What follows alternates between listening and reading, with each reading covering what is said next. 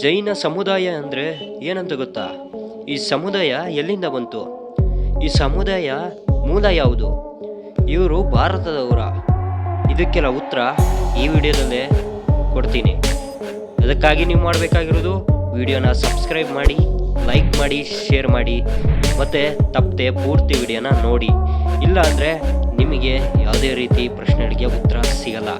ಬನ್ನಿ, ಮತ್ತೆ ಟೈಮ್ ಯಾಕೆ ವೇಸ್ಟ್ ಮಾಡೋಣ, ಬನ್ನಿ ವಿಡಿಯೋ ಸ್ಟಾರ್ಟ್ ಮಾಡೋಣ.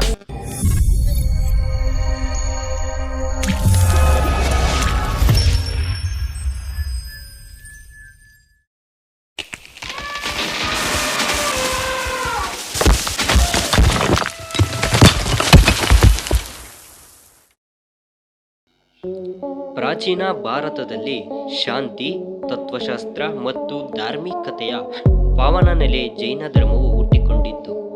ಜೈನ ಧರ್ಮವು ಸನಾತನ ಧರ್ಮವಾಗಿದ್ದು, ಇದರಲ್ಲಿ 24 ತೀರ್ಥಂಕರರ ಪರಿಚಾರಿಯಾಗಿದೆ. ಮೊದಲ ತೀರ್ಥಂಕರರ ಆದಿನಾಥರು ಮಾನವ ಜೀವನಕ್ಕೆ ಕೃಷಿ, ವಾಣಿಜ್ಯ ಮತ್ತು ಸಮುದಾಯ ಬದುಕನ್ನು ಪರಿಚಯಿಸಿದ ಅತಿ ಮಹತ್ವದ ತೀರ್ಥಂಕರರ ಮಹಾವೀರನು ರಾಜ ಮನೆತನವನ್ನು ತ್ಯಜಿಸಿ ತಪಸ್ಸು ಮಾಡಲು ಕಾಡಿಗೆ ಹೋದರು. 12 ವರ್ಷಗಳ ತಪಸ್ಸಿನ ನಂತರ ಅವರು ಕೇವಲ ಜ್ಞಾನವನ್ನು ಪಡೆದು ಜೀವನದ ಸತ್ಯವನ್ನು ಅರಿತರು. ಅವರು 5 ಮಹಾವ್ರತಗಳನ್ನು ಜನರಿಗೆ ಬೋಧಿಸಿದರು.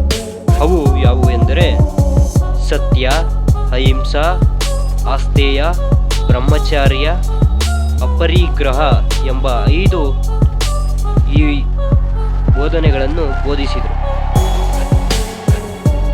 ಮಹಾವೀರನ ನಂತರ ಜೈನ ಸಮುದಾಯವು 2 ಪ್ರಮುಖ ಭಾಗಗಳಾಯಿತು. ಅದರಲ್ಲಿ ದಿಗಂಬರರು ಮತ್ತು ಶ್ವೇತಾಂಬರರು. ದಿಗಂಬರರು ಸಂಪೂರ್ಣ ತ್ಯಾಗವನ್ನು ಅಭ್ಯಸಿಸುತ್ತಿದ್ದರು. ಶ್ವೇತಾಂಬರರು ಬಿಳಿ ವಸ್ತ್ರಗಳಲ್ಲಿ ಶಾಂತತೆಯನ್ನು ಪ್ರತಿಪಾದಿಸುತ್ತಿದ್ದರು. ಈ ಇಬ್ಬರೂ ಗುಂಪುಗಳು ಜೈನ ತತ್ವವನ್ನು ತಮ್ಮ ತಮ್ಮ ರೀತಿಯಲ್ಲಿ ಅನುಸರಿಸುತ್ತಿದ್ದವು.